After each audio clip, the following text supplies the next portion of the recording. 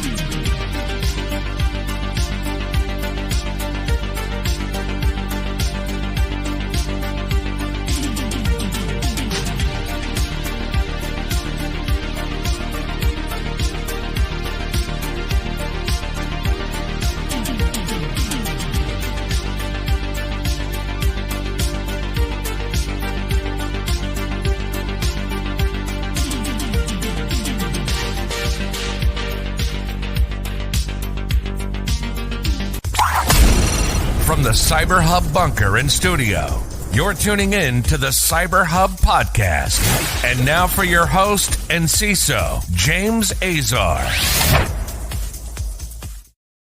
So I already told everyone I love you, Jason. So you can't let anyone down, brother. How's it going? I'll try my best, James. Hey, thanks for having me here on the CyberHub Podcast, man. It's great to have you here, man. I'm so excited. I know you're back from lots of traveling, lots of downtime. You're ready to step it up. Those who don't know who Jason Dion is, the very few that are watching, to give them a little background about how many people you've helped lead into IT and InfoSec careers over your lifetime. Yeah, so if we just go back the last 6.5 years, I started a company called Dion Training. I'm the founder of that, and I've helped with that company over 1 million students at this point in 190 countries, earn their certifications, get into jobs, and get placed into careers in the cybersecurity industry. So that's just over the last 6.5 years. And before that, I was helping people before that in college settings, in boot camp settings, on the job in the DoD and DoD contracting world and things like that. But yeah, just the last 7 years or so since I've been in business, it's been 1 million people. So it's gone pretty fast and faster than I was expecting. So a lot of people know my name apparently now. Well, they know your name, and rightfully so, right? Because there's, as a practitioner, right, you're constantly looking to see who influences the people you hire. Who do they go to when, it's for me, I always had to deal with network, right? With IT and networking.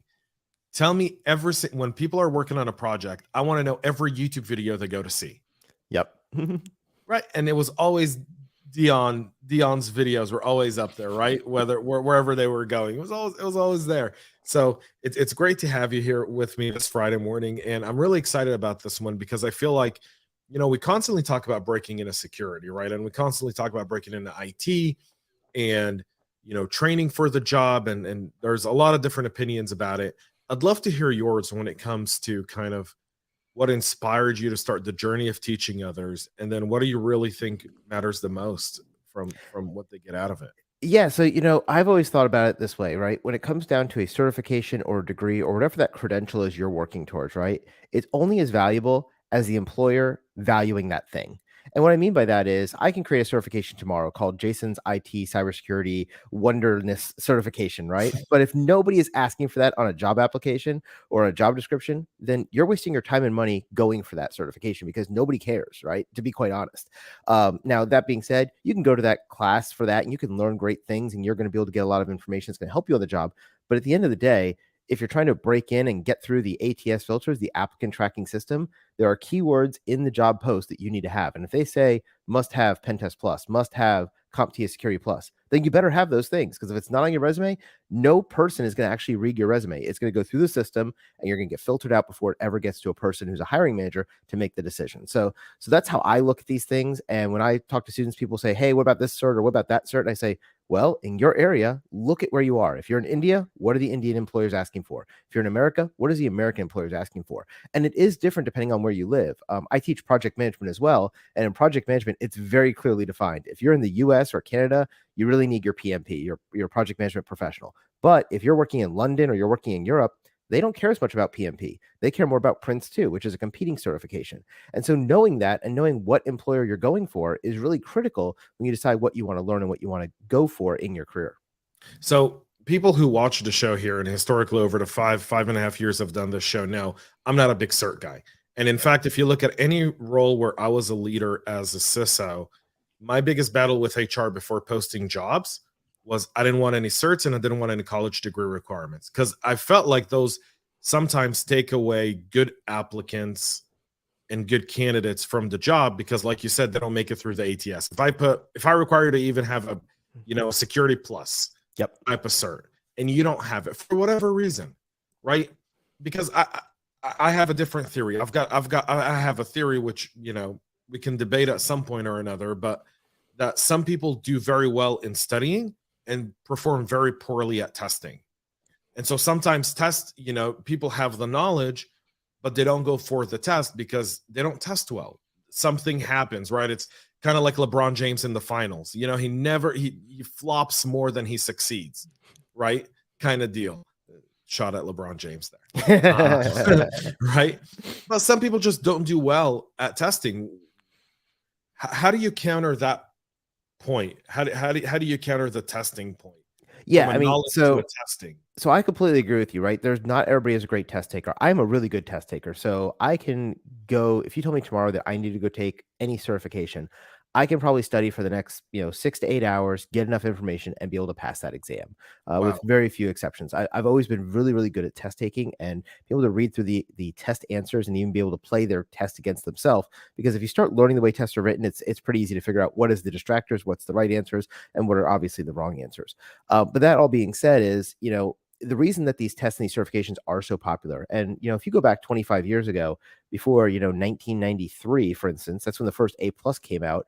Certifications weren't really a big deal, right? If you were going to become a plumber or a welder, you would go and become an apprentice. You'd work under somebody who was qualified. You would do that for a year or two, and they'd say, "Yep, James is smart enough. He can now go run his own plumbing business because he knows what he's doing. He's worked under me for the last 2 years." We've never taken that approach in IT, and so instead, what came up was these certifications, which were supposed to be a way that basically the easy button for employers to go, yes, this person has this minimum level of skill and they can pass this exam. Now, does that mean they could do their job? No, of course not, right? It just means they can pass an ABCD questions. But, I have a lot of students who get upset that, they're like, hey, I've got 15 years in the field and nobody will even hire me anymore because I don't have a Security Plus. And my answer to them is, well, stop being stubborn and go get your Security Plus then. Duh.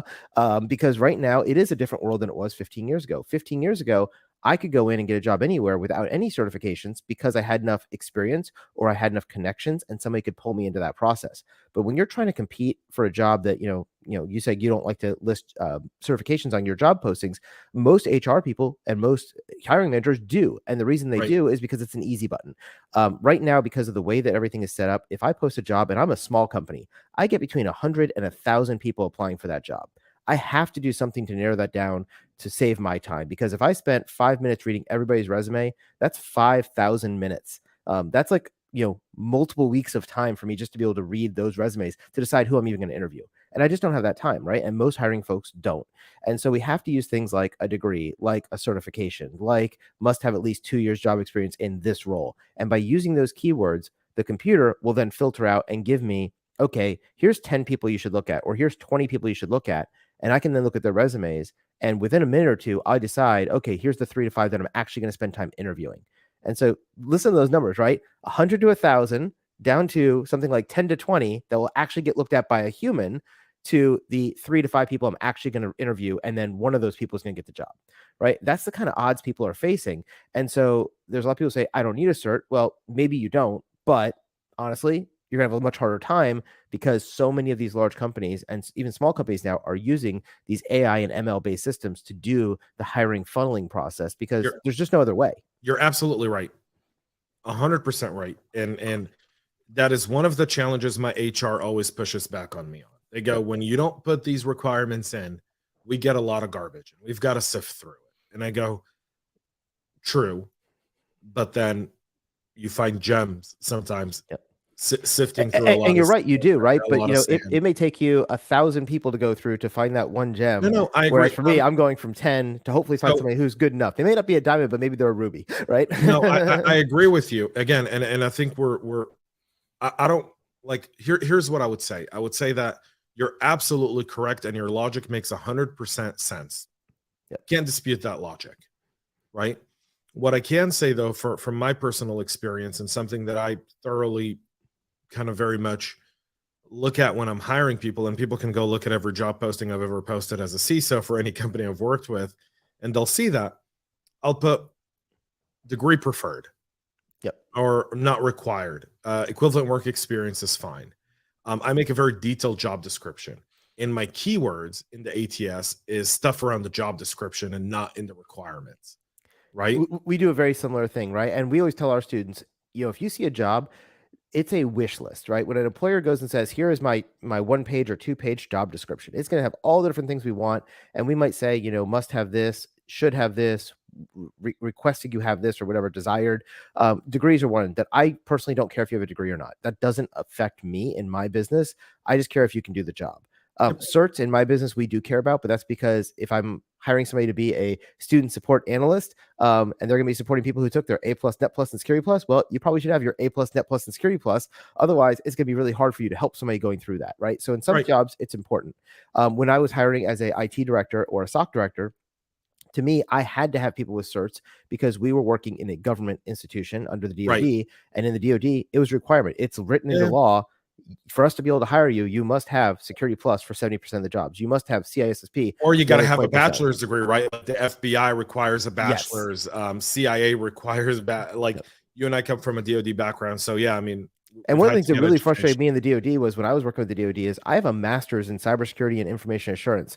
That was not considered good enough because I had to go have a Security Plus, which again, I could pass tomorrow. But if I didn't have Security Plus, within 6 months of getting hired for that job, I would get fired. Even though I could write that book for Security Plus, I could teach that Security Plus stuff. If I don't have the cert, you've done it. Yeah, it doesn't matter, right? So what do? I go and I take the exam. You know, I read the textbook, I skim through it for a day. I take a couple practice exams, I take the exam, and boom, there we go. I'm certified now. I can move on. And same thing with my CISSP. I passed it in 2009. I'm never going to take that exam again, but I make sure my continuing education is always up to date because some contract out there might say, Jason, you need to have a CISSP. So I always have it just in case. So, and it's just to check that box, right? Even though it doesn't make me a better technician, doesn't make me a better analyst. It's just checking a box.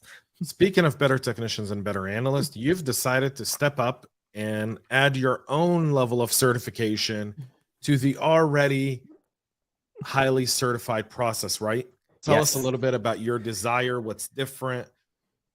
Yeah, exactly. So, you know, we approach the certifications a little bit differently than a lot of other companies. I've been in the certification business for in and around it for 25 years. I got my first certification in 1999. So that's 24 years ago as the time of us talking. Wow. So I've been around this for a while, and I've got probably over 100 certifications because everything I've taught, I've had to have a certification for. And one of the things I found is that some certifications are really good and they're really practical and hands-on. Other certifications are very knowledge-based, and a lot of them are people who can just study and pass, but then they come to work on Monday and they don't know what they're doing. And so as we've decided to enter into the certification space, and we're not making the Jason certified awesome professional, right? That's not what we're doing. We work with I just Googled it. Yeah, you're like, man, it's not there. Yeah, so what we are doing is I'm working with a company that we created called Accolade, and we'll have that in the show notes. Obviously, accolade.com is our website. Our first certification is going into beta next week, actually. So we're looking for beta testers for that. And then we're moving into full production scale in July for that first certification.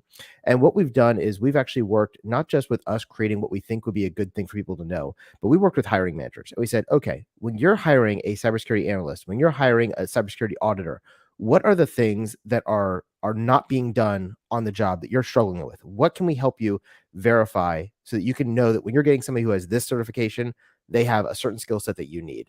And the big one that kept coming up over and over again was people don't know how to do proper NIST cybersecurity framework implementation.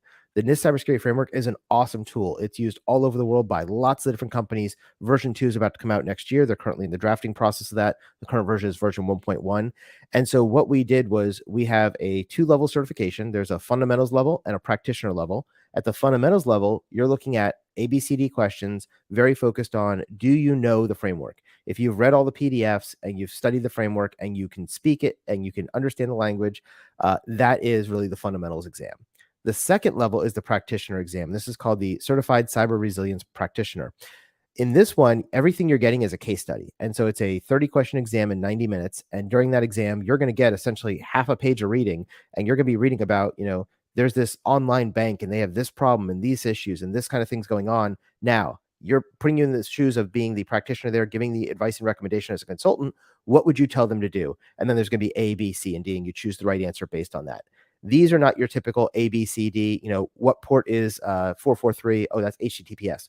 Nothing like that. I mean, this is really, really in-depth case studies to make sure that you understand what does this look like in the real world and how you would apply it in the real world. Because one of the great things about the NIST cybersecurity framework is it's a great open source framework, but they don't really tell you exactly how to implement it. Whereas, those who have become good consultants in this field, they have figured out a good repeatable process to implement this across organizations as they're working as an auditor, as they're working as an analyst, as they're working as a consultant. And so we've worked with those companies to develop the textbooks for this and the content for this that we're now testing towards. And we're working with the different hiring managers across the cybersecurity industry to make sure they see this, they understand what it is, that they had buy-in in the development of it so that they actually helped us decide what were the tasks that we need to certify people to make sure that there's going to be value added on the other side. I'm never one who's going to say, come take my certification because I want your money. I want to get you a certification that's going to help you land a job and help employers be able to hire the right people much more quickly. And the idea with that is that we don't want to have something like CISSP where it takes you 6 months of studying to pass it. We want something that you can study in a week or two, get the information you need, get something actionable, and then go into a job doing that thing. And that's how we've built this certification around this whole idea of cyber resilience. I love the idea of a cyber resilience one. And I love the difference in what you're doing between kind of a knowledge-based one and a practitioner side one. And I feel like that's constantly missing, right? You look at the CISSP and the CISSP is very knowledge-based, right? It's saying, I have all this knowledge. Yep. But very few, I mean, even if you look at Security Plus or some, even the more basic ones are predominantly knowledge-based, saying, I know how to do the basic. It doesn't make you really a red teamer, right? Oh, exactly. I mean, if you take Security Plus, there's usually 3 to 5 questions at the beginning that they call the performance-based questions, PBQs, or simulations. And you go in and you do something like configure a firewall or, click on some things and do some things. But then the other 85 questions are all multiple choice and they're all 1 to 2 sentences. And it's, what port is this? What is this? What is TACUS? What is radius? It's a lot of knowledge-based stuff. But at the end of the day, you have that knowledge, but can you actually do anything useful with that knowledge on the job? And generally with Security Plus, the answer is no. You've got a lot of knowledge, but you haven't got a provenable skill in doing something, right? And that's, I think, one of the differences between like CEH and OSCP. CEH is very knowledge-based hacking, and you go to OSCP and it's you are going to go do a hack for 24 hours and then tell them what you found. And if you found enough, then you get certified. And we're taking kind of a middle road approach between those because what we're doing is very, especially in this first cert, it is not going to be simulation-based because we don't need you to go onto a system and run an MAP scan. That's not what we're trying to certify you to. We're trying to make sure you can run a team that's doing these analyses. We want to make sure you can run a team that can do the audits and those kind of consultations that you get brought into for small, medium, and large size businesses. And I appreciate that. I definitely hope more people look at what you guys are doing and do more of that, right? Because ideally, what you want as an employer, ideally what you want as a leader, right, is you want people with hands-on experience.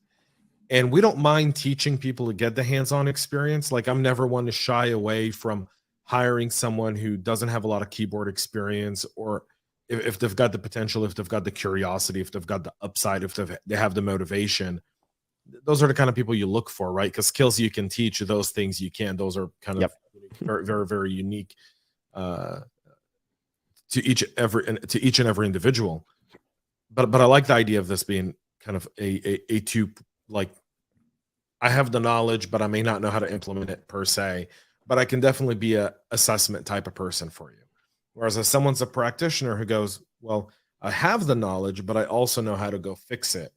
And so do you see this as being kind of like a two-stage certification process? Exactly. That's the way that we've designed all of our certifications that we're building on our roadmap. Is everything will have two levels. There's this fundamental level, which is really your knowledge base. And it's saying, look, I may not be able to do the job, but I know enough to be able to be valuable to your team.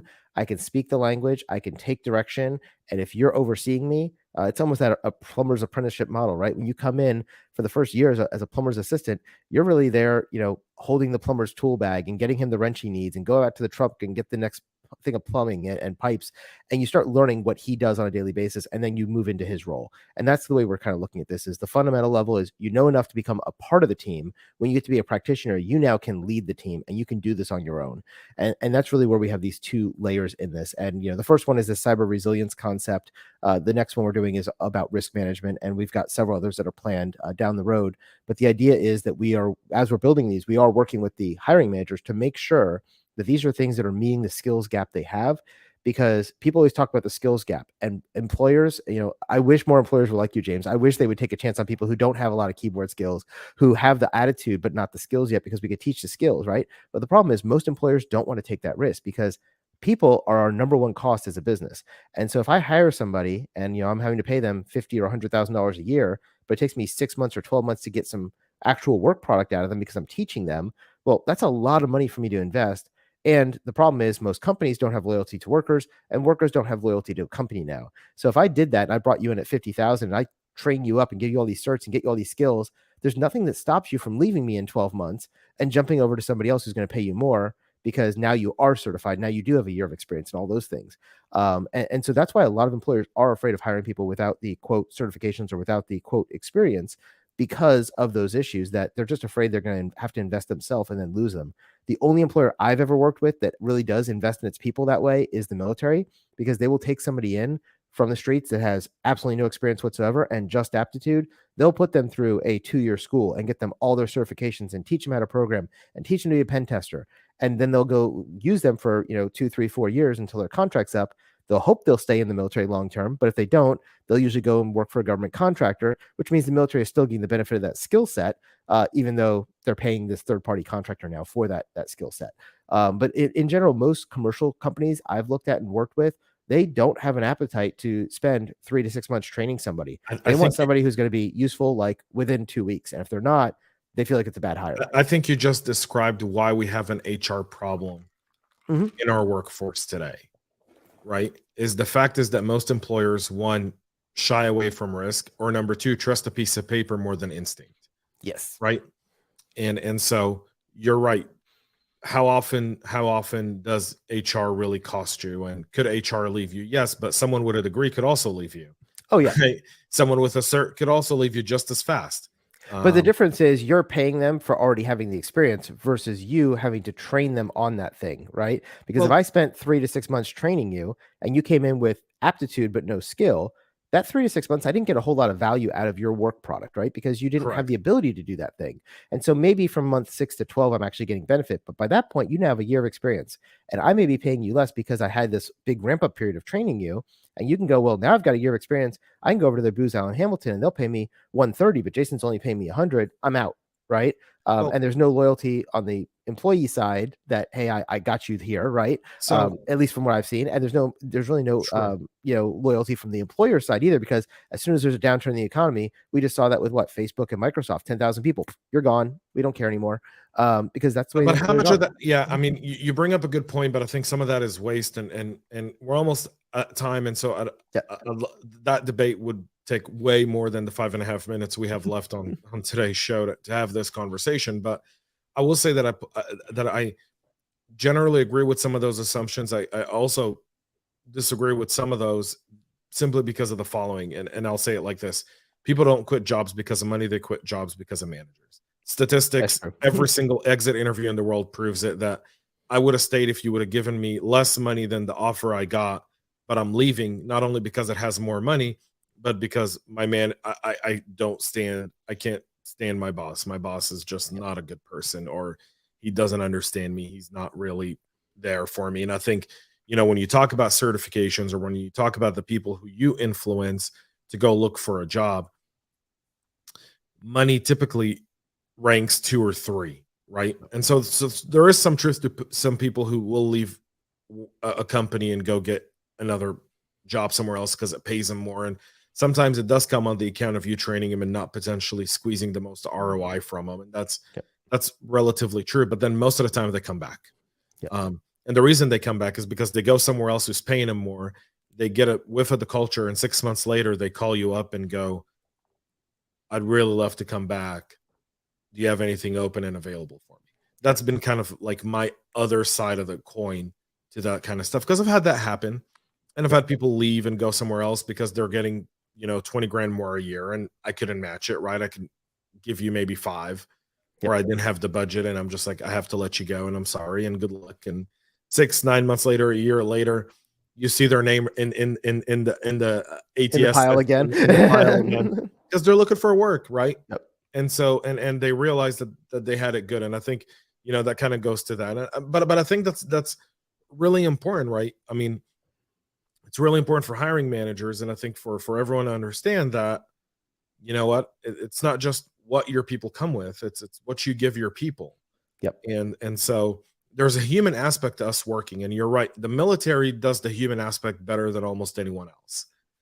Give me your week. That's literally what's on our Statue of Liberty, and that's literally what our military kind of, having been in the service, we take the people who, you wouldn't think would get to much, and those people become something really, really big and important, and a lot of times they're our unsung heroes. In the fight, and then sometimes the people who you make the most out of, that's literally our political system. If you took everyone out of the military and put them in Congress, like a Tulsi Gabbard or so many other, like Anna Paulina and so many others, you see people who really value the country and are not so much into the political side, but more into what's the best interest of others, because that's what they were trained to do. And then you've got the lifelong politicians who don't have that, and you don't need to comment on that. That's just my personal opinion. Yeah, the one thing I do want to comment on before we close out, because I know we're right up at the time, is you mentioned the paper, right? Trusting the paper versus trusting the person, and I agree with you, right? The paper is not going to get you a job, right? And I tell students this all the time. They go, "Oh, I got my Security Plus. What job can I? What job is somebody going to give me now?" I'm like, no one's going to give you a job because of a certification you've gotten. The certification gets you an interview, hopefully, right? Because as I talked about, there's 1,000 people applying for this job, and if they say Security Plus recommended or required, you better have Security Plus, or you're not going to make it into the short list for them to even look at yours with a physical human. And so it's one of those things people go, well, I've gotten 5 certs and nobody's called me. I'm like, well, then the rest of your resume isn't working either. And we got to figure out what that is, because your cert is honestly, it's just a keyword to get you past that one filter, but it's not going to get you a job. It may get you an interview, and that's what we're hoping. And that's where you're going to be able to showcase your knowledge, your experience, and then hopefully they will then want to hire you and bring you on. But just because you have a paper doesn't mean anything, because honestly, you and I both know, James, there's people on Facebook overseas that will take the exam for you, which is cheating. Don't do this, but you can pay somebody to go take the exam as you, and you'll get certified even though you've never sat for the exam. And that's cheating. If you get caught, you'll get your certs revoked and all that kind of stuff, but it does happen every day. And so you have to be aware of this, that, the paper is useful in what it's useful for, which is a filtering mechanism. If you don't have it, you're going to get filtered. If you have it, you'll bypass that one filter, but there's 3 or 4 other filters before it ever gets to the human person to look at your resume. And that's really where a lot of people misconstrue this and think, if I get a cert, I'm going to get a job. Yes and no. It'll help you get a job, but it's not going to guarantee you a job. Jason, how do people sign up for the Accolade certs? Where do they go?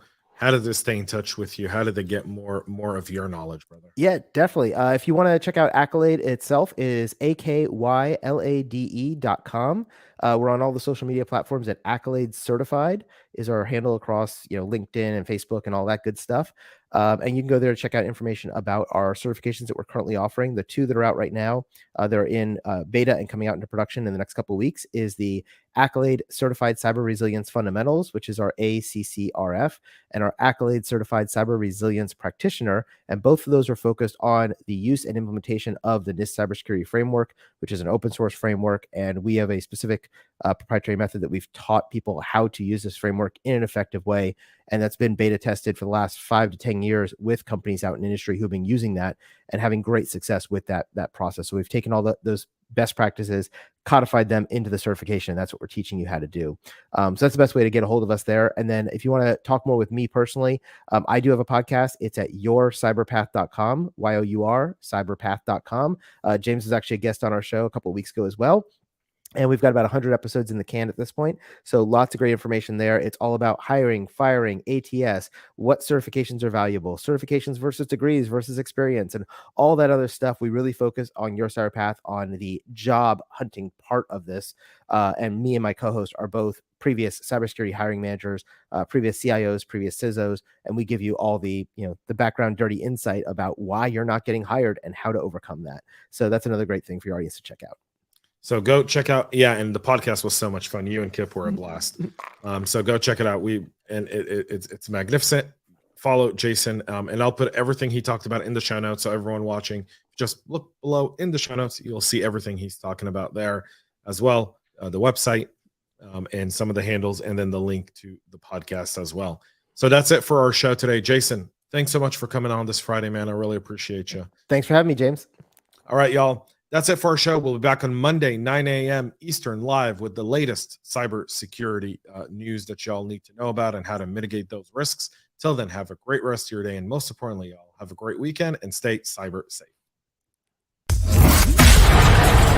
We love feedback, so make sure to connect with us on social media and subscribe to our podcast on your favorite podcast listening platform.